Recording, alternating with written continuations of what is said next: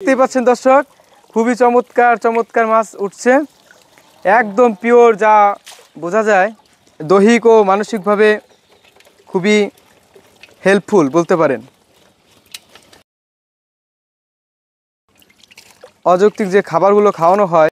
আসসালামু আলাইকুম ভাই। ওয়ালাইকুম আসসালাম। কই যান? এই যে দেখি পুষ্কুনিতে মাছ পড়ছে নাকি, একটা ঘূর্ণি তো পাচ্ছিলাম। আমরাও আসলাম সাথে সাথে, তো আমাদের একটু দেখানোর চেষ্টা করেন হ্যাঁ কি মাছ অবশ্যই, কেন পড়েছে। না। শুনেছি নাকি গ্রামের যে মাছ একদম পিওর মাছ, একদম দেশাল। তো ভাই কোথায় পাচ্ছেন ঘূর্ণিটা আমাদের একটু দেখান। এখানে ঘূর্ণি পাচ্ছে, এখানে অনেক চলুন মাছ আমরা পড়ে। দেখি। তো হালকা পানি যাচ্ছে, তো সেই জন্য এখানে তো মাছ। দর্শক আমাদের সঙ্গে থাকুন।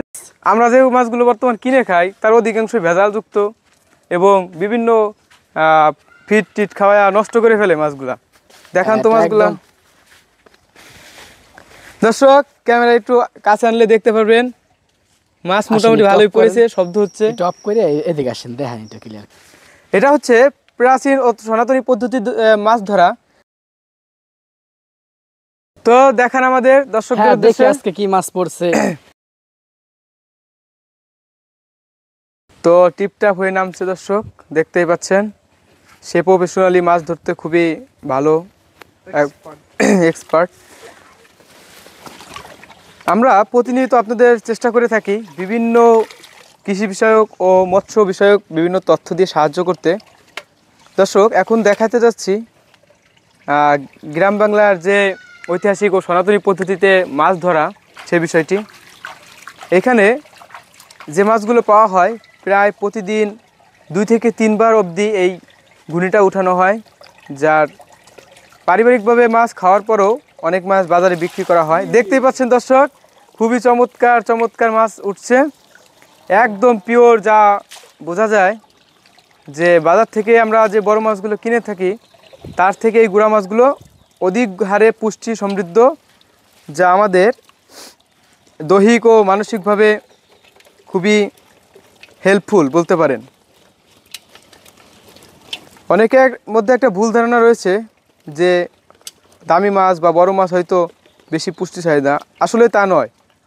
বর্তমান বিভিন্ন খাল বিলে যে মাছ চাষ করা হয় তার অধিকাংশই বিভিন্ন অযৌক্তিক যে খাবারগুলো খাওয়ানো হয়। তো ভাই কি করছেন আপনি?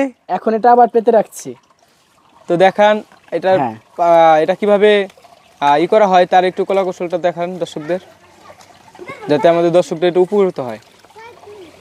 আর মাশাআল্লাহ ভালো মাছ পেয়েছে, কিন্তু দেখলেই বুঝতে পারছেন পুরো পাতিল প্রায় অর্ধেক ভরে গিয়েছে মাছে। আর এই মাছটা খুবই স্বাস্থ্যকর, আর এর চাহিদাও শহর সহ সারা গ্রামেও দেখা যায় যে এর ব্যাপক চাহিদা রয়েছে।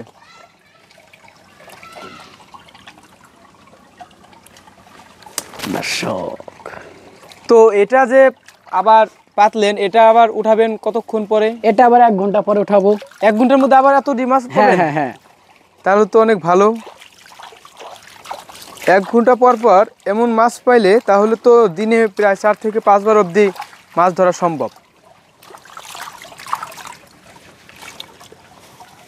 তো দর্শক দেখতেই পাচ্ছেন সে উঠে আসছে মাছগুলো নিয়ে।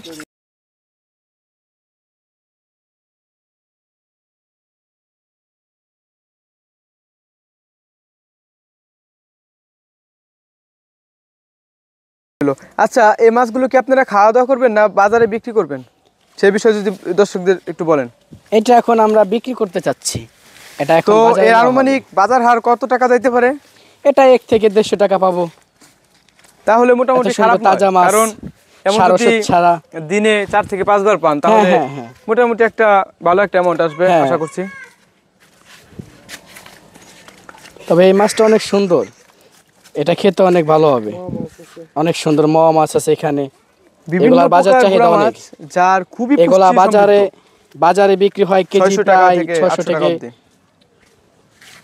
শুধু মাওয়া। এখানে বিভিন্ন মাছের মিক্সড আছে দর্শক, ক্যামেরা ধরলে আমাদের রাখালকে একটু দেখাতে।